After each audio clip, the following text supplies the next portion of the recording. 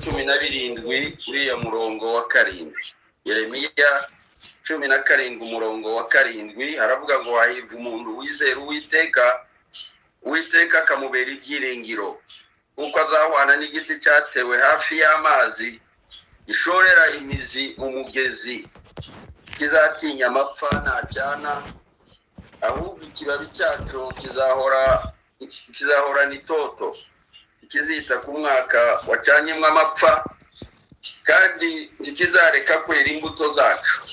Yohana 15 umurongo wa 16 uravuga ngo simwe mwantoranije, ahubwo ninjye wabatoranije, kandi mbashiriraho kugira ngo mugende mwera imbuto zanyu zigumeho, kugira ngo icyo muzasaba data cyose mu izina ryanje akibahe. Amen.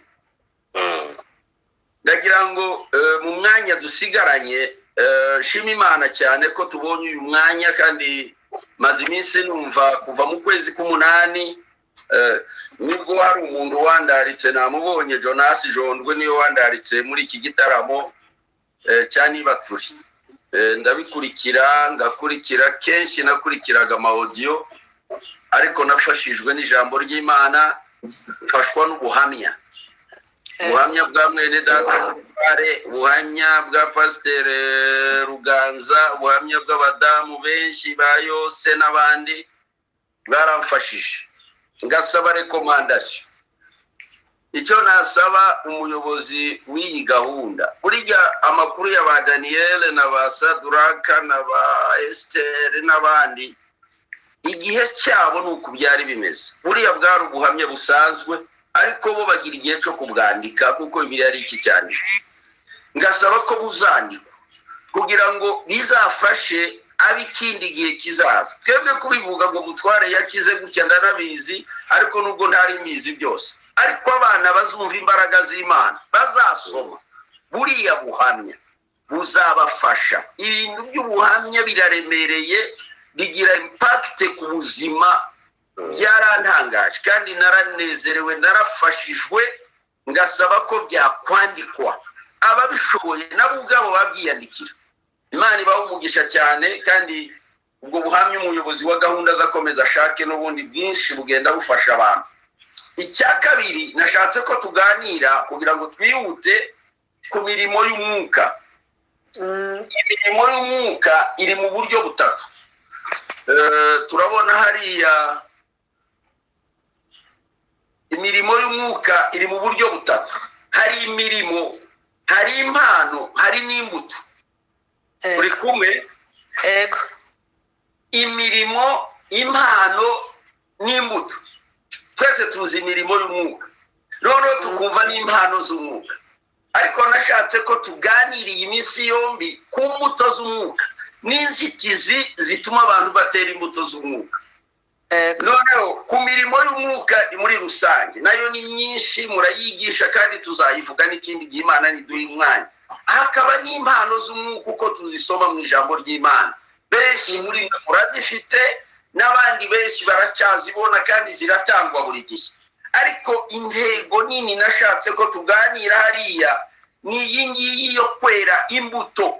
Kwera imbuto ni ikintu cyangombwa mu buzima, n'abakristo nyabo Imana ishaka yishimira n'abantu bera imbuto, kugira ngo dukomeze twere imbuto, kuko ijambo ry'Imana ryavuze ngo hahirwa umuntu wiringira Uwiteka akamubera ibyiringiro, kuko uwo azahora yera imbuto igihe cyose.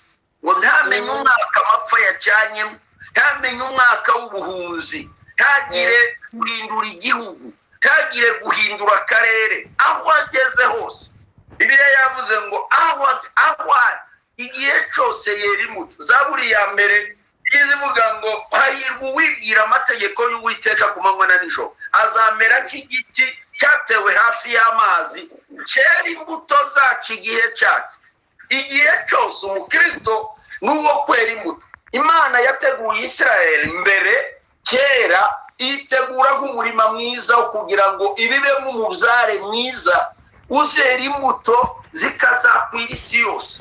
Tutagiye mu mateka maremare, uzarebe Isirayeli ahantu iba, Imana ikura Aburahamu uru y'abakarudani ikamutuza hariya hagati y'isi, hagati ya Afurika na Aziya na Buraya ndetse Amerika yari itarabaho. Hariya bari kugira ngo bazagaba amashami bera imbuto bajyana ubutumwa bugere hose. Ariko igihe kiza kugera Isirayeli irahemuka ntiyera imbuto. Yesaya 5 yaravuze ngo nimunkize n'uruzabibu rwanje. Niki ndarukore? Niki ndagiriye uruzabibu rwanje? Ujya wicara wishyire mu mwanya wawe uvuge ngo si Imana nitampaye, nikitangiriye, reba hingejeje, nikitandinze. Kabwo buhamya bwose naho mugeze nariko numva ibihugu byose uko mungana, reba impamvu yakujyanyaho ni iyihe? Niki gituma utera? Nico kibazo ngira ngo cyane tuze kuganira. Kandi turabizi ko Isirayeli imaze kwanga kwera imbuto yarahanyuwe. Hariya twasomye murongo wa 8 yaravuze ngo nije muzabiru w'ukuri kandi data ni nyirawuhingi. Umuntu wese utera imbuto, ishuri ryose ritera imbuto rizacibwa, rizatabwa mu muriro. Ariko Yesu ashaka ko abantu bera imbuto. Tuve mu bintu bya teori tuje muri pratique. Hariya mu bintu by'umwuka ibyinshi tubikora nk'amateori, ngo mu magambo kubivuga, kubyiga, kubiganira, ariko intego nuko bizarusa, nuko bishirwa mu bikorwa. Gushirwa mu bikorwa nukugira nukwera imbuto sasa. Noneho abantu bakaza kudusoroma cyerekana ko turi abakirisitu. Yesu baramubajije bateza abigisha beza n'ababi, abahanuzi babi, muzabamenyera ku mbuto zabo. Ibikorwa byawe ukora, imbuto wera, aho uri, aho ukorera, aho utuye, guhera mu muryango wawe, guhera mu bana bawe, guhera kuwo mubana mwubakanye, guhera kubo mukorana mu kazi, guhera kubo mwirirana. Abo nibo ba mbere bagomba gusoroma ku mbuto zawe. Izo mbuto zawe Imana igushaka. Ntabwo tuzabaho mu nzu y'Imana tuvuga, twigisha, dusenga, dukora imirimo, turi mu mirimo y'umwuka. Abandi bari mu mpano, ariko intambwe yo gutera kugira ngo ugere ku mbuto yarananiranye. Nicyo gituma umunsi Yesu azaza, Pawulo yabwiye Abafilipi 4:17 ngo burya si impano nshaka, ahubwo shaka ko imbuto zongerwa muri. Imbuto ni Imana idushakaho. Pawulo aravuga imbuto y'umwuka akayivuga hariya kuri 5 z'Abagalatiya umurongo wa 19. Ariko imbuto y'umwuka ni urukundo n'ibyishimo n'amahoro, kwihangana, kugira neza, ingeso nziza, gukiranuka, kugira neza no kwirinda. Ibyo ni by'Imana igushaka, ni by'Imana ishaka ku bakristo, abantu bemera umwuka wera. Nta kindi Imana ishaka. Isirayeli umurima w'Imana wari waravomerewe. Imana ubwayo itegereje ko isarura imbuto, ibona imbuto muri bo, baranga, barayinanira, barayigomera. Isirayeli iracibwa. Pawulo arabivuga ku gice cya 11 cy'Abaroma, akavuga ati se ntibuzi kuko bariya bari igiti, byari ishami, byari byaratewe ryakavukire, niba ryarahanyuwe, wewe ngurukizi, wewe munyamahanga, wewe wagiriwe ubuntu n'Imana, ukinjira mu buntu bw'Imana. Erega ni twebwe babandi Pawulo azavuga, mumenye yuko kera twari abashitsi, nta masezerano, nta kazoza, ntitwari tuzi ijuru, twavugaga kuko upfuye aje kuzimu. Ariko kuri ubu none wigishwe hafi n'amaraso ya Yesu. Wirinde ejo utazahanyurwa, utazaba nk'Abisirayeli. Twebwe twaje nk'ingurukizi, ni twebwe Bibiliya izivuga hariya, twaje guterwa ku giti, ariko tuvuye kuri, nitwe abanyamahanga, ni twebwe tutari tuzi Imana rurema, ntitwari tuzi Imana yera, ntitwari tugira ibingibi turimo. Ariko Imana itugirira ubuntu, iraduhindukirira, iza mu banyamahanga, natwe turinjira muri ubwo buntu bw'Imana. Uwiteka abonye kuko abantu batari ko bumva, yohereza abahanuzi, yohereza abavuga butumwa kugira ngo bahwiture, bibutsa abantu. Urabizi Bibiliya izivuga hariya ngo baranga. barabanga barabica. Ugenda amateka ya Bibiliya mu Isezerano Rishya turasanga aho yohereza umwana wayo, Mariko 12, umwana wayo we bamubonye ngo baramwica. Murabizi ibyo ko byabaye, baramwica. Noneho Yohana Umubatiza asaba abakuru b'Abayuda kwera imbuto zihwanye n'abihanye. Mu myaka ubukristo bumaze buri mu gihugu cy'iwacu bwarageze imurenge. Tekereza imyaka ihari, imyaka ihari ije kugera ku ijana. Ese imbuto zirera, igihugu kirera imbuto, kandi icyo gihugu nitwe n'abantu bariho, n'iyi generasiyo yacu niyatambutse n'izaza igomba gusanga imbuto, umuco wa gikristo warashinze imizi. Ni byiza ko mwebwe benshi muri ahangaha nabonye turi abantu benshi basaga 130 muturutse mu bihugu bitandukanye, muri mu mico itandukanye. Murabizi abandi bacu bari ibyo muri iyo bihugu ubutumwa bwaturutse ubu barabiretse, babivuyemo, bararetse, barakinze, barasohotse. Bamwe barashaje, abandi babakurikira barasaza. Generasiyo rwije kugera ku ya 4 ya 5 birarangira. Ibyo bihugu murimo si byo ubutumwa bwatangiriyemo, ariko abenshi murabizi ko babiretse. Imbuto zarabuze. Kubera iki imbuto zibura? Kubera iki imbuto zanga kwera? Kandi ubutumwa bwiza buvugwa bw'ubwami bw'Imana. Dore Yesu aratanga ijambo hariya muri Matayo igice cya 3 uriya murongo wa 1 kugeza ku wa 10. Aravuga ngo dore intorezo imaze kugerwa munsi y'igishitsi. Intorezo imaze kugerwa munsi y'igishitsi. Umuntu ntatera imbuto ahari, nta kindi gisigaye ni ugutema ryashamye rigatabwa mu muriro. Mwanditsi w'Abaheburayo ndagira mu gice cya 6 umurongo wa 7 aravuga ngo ishami ryose ritera imbuto ni ugutabwa mu muriro, nta kindi. Ni ukuritema bagatwika, bagatongora, abahinzi bakaza bakabitora cyangwa se abatoraguza.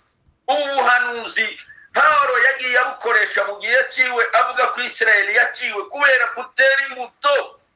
Ariko no mu Isezerano mu gihe cyacu abakristo batera imbuto bazacibwa, bazakugwa. Iki kidusaba imigani yose Yesu yigishaga mu butumwa bwiza yazaga atinda cyane ku mugani w'inzabibu, yagiye ashakaho imbuto akazibura. Muzarebe Matayo 21 umurongo wa 18, yagezeho Yesu avuma wa muzabibu, aravuga ati genda ntukere imbuto ubuzima bwawe bwose, genda warananiranye. Hariho bamwe bavumwe banze kumva ubutumwa. Ariko twebwe bantu b'Imana, kandi abangaba yabwiraga n'Abayuda, nkaba n'abantu babaga ibivuga ntabwo tubibwira abapagani, ntabwo abatizera basabwa kwera imbuto. Oya, ntabwo ibikwera imbuto kubwirwa abanyantege, birabwira Abayuda nyakuri, abakristo bari mu masezerano, babatizwe mu mwuka wera, bavuga mu ndimi nshya, bahawe impano z'umwuka wera. None se Matayo 7:21 imuzi ko Yesu yavuze ngo bamwe bazaza kuri wa munsi bavuga ngo mwami mwana twahanuraga mu izina ryawe, ari impano z'umwuka wera, ntitwigishaga, ntitwirukanaga abadayimoni, bari bafite za dons spirituel. Izo benshi none nizo biratana, ariko bwenge kubashakaho imbuto uzasanga ntazagira. Si ibyo gusa, hari umugani hariya Yesu yageze ku giti cy'amashonje n'abigishwa be, abona kirashishe, abona gifite ibibabi, abona kirarumbutse, ati nimwiruke mutabare muzane imbuto. Bakigezaho basanga ni ibibabi gusa. Ayiwe yamavuga ati nimugiteme, nimugice, niki kinyunyuriza umutaka. Umuhinzi atega amaboko ati nyakubahwa nk'icyo yihanganira, uyu mwaka gusa ndagerageza nongere ngifumbire, nongere sukeho amazi, nongere ngerageze, undi mwaka nikitera kizacibwa. Abenshi bari mu nyongezo. Imana ihora ikongera umwaka 2023, Imana yagutezeho imbuto irazibura, ikongera 2024. Ntabwo ukugira ukomezuweho unyunyuza ubutaka. Oya, ni ukugira ngo were imbuto zikwiranye n'abihanye. Kubera iki? Kubera ko abakristo tutera imbuto zikwiranye n'abihanye. Kubera iki? Imana ihora igufumbira. Ariko mwumvise amagambo azanyura hano, muzamwumva amasengesho azanyura hano, muzamwumva ubuhamya bunyura hano. Ibyo byonyine, uretse zabindi byo mu bitaramo no ku cyumweru, uretse bijya binduso, ibi byonyine zatuma wera imbuto zikwiranye n'abana b'Imana. ariko ngo biranga. Ahangaha tugeze abenshi bari mu nyongezo, abenshi Imana yabongeye igihe. Dore nta kindi gikwiye muntu w'Imana kuko umwanya wagiye. Ejo tuzaganira dufite umwanya ku nzitizi, le barriere, ibintu bituma abantu batera imbuto zikwiranye n'abana b'Imana. Ntihabeho kwera imbuto aho ukorera, aho utuye. Reka mbabwire ubuhanuzi numvise muri 98. Imana yabwiye abantu b'iwacu basengaga ngo kuri Gitavi, barimo abapasiteri b'abasaza baracyahari, yababwira ngo ntibababare ko abantu bagiye bavuye mu Minembwe no ku Ndondo n'ahandi, ngo bagiye mu ivugabutumwa, bagiye kunkorera umurimo. Ariko benshi bagezeyo baradamarara, benshi bageze muri bihugu baribagirwa. Wa mwana waririmbye aravuga ngo bibagiwe intego y'urugendo. Bamwe bagezeyo bararyamba, bararya, baragwa, baribagirwa. Reka mbibutse bavandimwe bari muri Australia, Amerika, Uburaya, Afrika, muri ibi bihugu byose, Imana yatwohereje kuvuga ubutumwa. Imana yatwohereje kwera imbuto zikwiranye n'abana b'Imana, kugira ngo batizere baturebe bazize kuzisoroma, badusangeho urukundo, badusangeho ibyishimo, badusangeho kubihanganira, badusangeho kubagirira neza. Twera imbuto zikwiranye n'abana b'Imana no mu gihe gikomeye, no mu gihe cy'iki, no mu mwaka izuba ryacanye, no mu ntambara, no mu bibazo biremereye, no muri gereza. Twera imbuto zikwiranye n'abana b'Imana. None se iyo tuvuga amateka ya ba Pawulo muri gereza, tuzi ko beraga imbuto zikwiranye n'abana b'Imana. Kakanyumva akayira karabonetse ka Pawulo ko gucika, akayira karabonetse ko gutoroka gereza, ariko aranga aravuga ngo ngomba kwera imbuto. Uriya musirikare wari ubarinze arahaguruka aravuga ati bancitse reka niyahura. Aravuga ati reka wigwe kwiyica, turi hano ntaho twajya. Kwera imbuto ntibigusaba ngo uri mu mahoro, oya, ntibisaba kuko uri imusozi, biragusaba aho uri hose ku mwana w'Imana. Wera imbuto mu gihe cyawe cyose. Uwo nguwo azahwana n'igiti cyatewe hafi y'amazi, ihora cyera imbuto kandi mu gihe cya. Zaburi ya 60:14 aravuga ngo Imana izagukoresha iby'ubutwari niwemera kwera imbuto. Imana izaguha ugende, Imana izaguhindura igikoresho, Imana izaguhindura muri abo bantu, Imana izaguha ururimi rw'abigishijwe. Zaburi ya Yesaya 50 ndagira ngo hariya ku murongo wa 4 wa 5 aravuga ngo nzaguha ururimi rw'abigishijwe. Bamwe muravuga ngo nta mvugo mufite, Imana izaruguha. Imana izaguha kuvuga Icyongereza, Imana izakwigisha kuvuga Igifaransa, Imana izaguha imvugo uzigisha abo muri kumwe. Ego. Imana izabiguha. Imana izaguha ururimi rw'aba-intellectuel. Kubera iki? Ko waciye bugufi ugashaka mu maso h'Imana, ukera imbuto zikwiranye n'ubutumwa bwiza. Ikibazo dufite sabatizera benshi batunaniye, sabava mu buntu bw'Imana. Ikibazo nabari mu rusengero banze kwera imbuto zikwiranye n'abana b'Imana. Hari henshi twabaye, ntituri bakuru cyane ariko ntituri n'abatoya mu byo tumaze kubona. Nabonye abasaza benshi bari baranze kwihana, bakavuga ngo abana babo ntibakijijwe. Ese ubwo rusengero muzamumbwira ngo nzemwo ko mbona abana banje aribo badakijijwe kuru kandi aribo bafite insengero.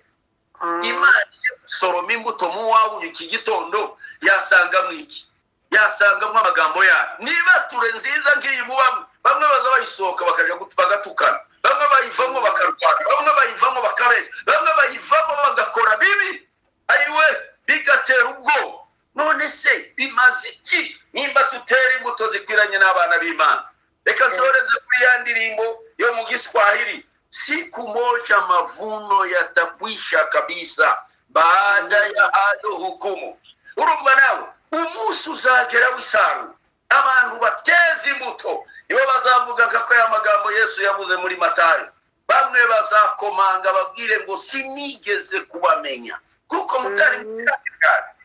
Mwihangane bavandimwe, aya magambo ari mukundya, ni mu gutekereza ukuntu itorero rya Kristo ubutumwa twumva waje kwikubita ku muntu ushakaho imbuto ugasanga ni igitovu, ugasanga ibibabi byarashishe.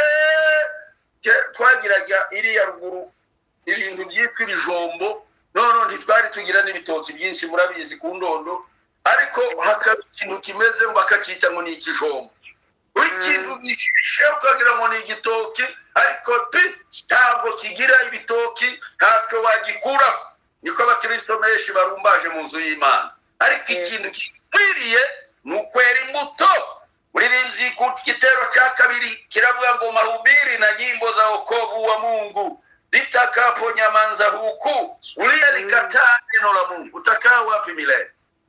Kwe gusabiki kuri umuntu w'Imana wakwezi imbuto, wakwezi imbuto, amateka gahinduka, ubuzima bugahinduka, amaze watu wote wa Mungu wafika mbinguni ukaa pamoja na Yesu, bazishimira kuba bareze imbuto. Hazaza igihe umusaruzi azahagarara. Mu byahishuwe hariya yabonye yuko ngo umusaruzi ahaguruka n'ubuhoro agiye gusarura imbuto. Umunsi turawutegereje bavandimwe. Nta kindi cyifuzo nuko twera imbuto aho turi, aho dukorera, aho dutuye, aho turi. Amaze umusaruzi naza, imbuto nziza azaduhunike mu kigega, tuzamuke duhurirane n'umwami wacu.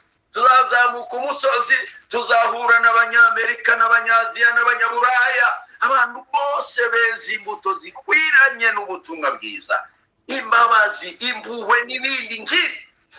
Imana ibafashe, Imana ibagirire neza, bera imbuto zikwiranye n'abana b'Imana. Imana irashaka ko wera imbuto. Hari imirongo myinshi ya Bibiliya ntasoma kuko umwanya muruzi wagiye, ariko mwakirira ijambo ribabwira ngo nimwere imbuto zikwiranye n'ubutumwa bwiza, nimwere imbuto zikwiranye n'abihanye, nimwere imbuto zikwiranye n'abihanye. Banyamurenge, bene wacu, babyeyi, bavandimwe, nimureke twere imbuto mu gihe kigoramye. Nimureke twere imbuto nguko bagiye bera imbuto bari mu bunyage, muri mu bikomeye, muri mu nkambi, muragowe, ariko no muri iyo nkambi imbuto zikwiranye n'abana b'Imana. Abantu b'i Gosheni beza imbuto, abantu bari Shushani, Saduraka, Meshaki na Abedenego bajyaga bera imbuto zikwiranye n'abana b'Imana.